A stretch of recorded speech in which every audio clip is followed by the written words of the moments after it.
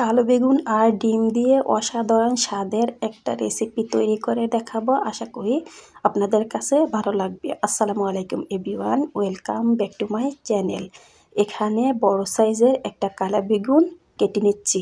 কালো বেগুনটা একটু মোটা করে কেটে নেব, কালো বেগুন না হয় গলে যাবে। এভাবে একটু বড় করে কালো বেগুনটা কেটে নিয়েছি। কালো বেগুন কেটে এখানে আমি 5টা টমেটো মিডিয়াম সাইজের নিয়েছি। টমেটোগুলো আমি এভাবে কালো বেগুনের মতো একটু বড় সাইজ করে টুকরো করে নেব। কালো বেগুন আর টমেটো কিন্তু সিদ্ধ হতে বেশি সময় লাগে না, এর জন্য একটু বড় করে আমি পিস করে নিচ্ছি। দুইটা একরকম করে কেটে নিয়েছি যেন দেখতে সুন্দর লাগে।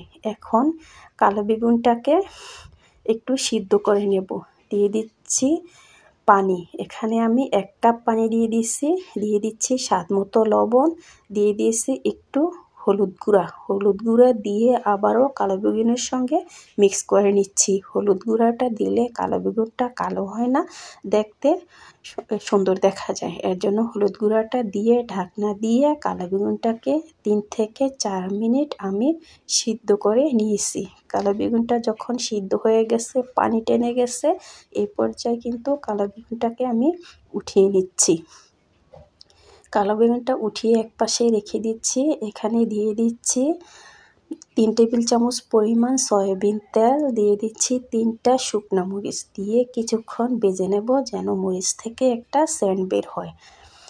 দিয়ে দিচ্ছি এখানে কুচানো রসুন দিয়ে রসুনটাকে আবারও ভেজে নেব কিছুক্ষণ যেন রসুন থেকে সেন্ট বের হয়, রসুন একটা গোল্ডেন ব্রাউন কালার আসে। দিয়ে দিয়েছি এখানে বড় সাইজের একটা পেঁয়াজ দিয়ে আবারও পেঁয়াজটাকে ভেজে নিচ্ছি। পেঁয়াজটা যখন নরম হয়ে গেছে, দিয়ে দিয়েছি এখানে পানি যেন পেঁয়াজটা লেগে না যায়। পানিটা দিয়ে আবারও নেড়েচেড়ে নিচ্ছি। যখন পেঁয়াজ একটু সিদ্ধ হয়ে গেছে, দিয়ে দিয়েছি হলুদ গুঁড়া 1/2 চা চামচ, মরিচ গুঁড়া 1/2 চা চামচ, জিরার গুঁড়া 1/2 চা চামচ, ধনিয়ার গুঁড়া 1/2 চা চামচ দিয়ে আবারও কষিয়ে নিচ্ছি কিছুক্ষণ। যখন কষানো হয়ে গেছে মশলা, দিয়ে দিচ্ছি এখানে কেটে রাখা টমেটো দিয়ে আবারও নেড়েচেড়ে কষিয়ে নেব যতক্ষণ পর্যন্ত টমেটোটা কষে না যায়। এভাবে আমি চুলার জালটাকে হাইতে রেখে টমেটোটাকে কষিয়ে নিয়েছি। চুলার জালটা যদি লোতে থাকে তাহলে কিন্তু টমেটো থেকে অনেক পরিমাণ পানি উঠে যেত। এখানে দিয়ে দিয়েছি স্বাদ মতন লবণ আর একটা ডিমটা দিয়ে ডিমটাকে আমি এখন মিশিয়ে নিচ্ছি। এইভাবে ডিমটা যদি মেশানো হয় তাহলে কিন্তু সবগুলি টমেটোর সঙ্গে মিশে যায়।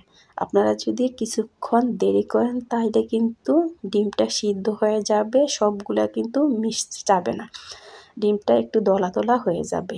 তো ডিম মিশিয়ে দিয়ে দিচ্ছি এখানে সিদ্ধ করা কালো বেগুন দিয়ে আবারও এভাবে নেড়ে কিছুক্ষণ কষিয়ে নিচ্ছি যেন নিচ থেকে লেগে না যায়। এ পর্যায়ে কিন্তু নেড়েচেড়ে রাখতে হবে। যখন পানিটা টেনে গেছে, দিয়ে দিচ্ছি এখানে ধনিয়া পাতা কুচি দিয়ে আবারও নেড়েচেড়ে কষিয়ে নিচ্ছি। কালো বেগুন দিয়ে বেশিক্ষণ কষালে কিন্তু বেগুনটা গলে যাবে, খেতে ভালো লাগবে না। কালো বেগুনটা দিয়ে কিছুক্ষণ নেড়েচেড়ে তারপরে উঠিয়ে নিচ্ছি। যদি ভিডিও ভালো লাগে প্লিজ লাইক করবেন, কমেন্ট করবেন, শেয়ার করবেন। যারা ফেসবুক থেকে দেখছেন তারা চাইলে আমার পেজটাকে ফলো দিয়ে রাখতে পারেন। যারা ইউটিউব থেকে দেখছেন তারা চাইলে আমার চ্যানেল সাবস্ক্রাইব করে রাখতে পারেন।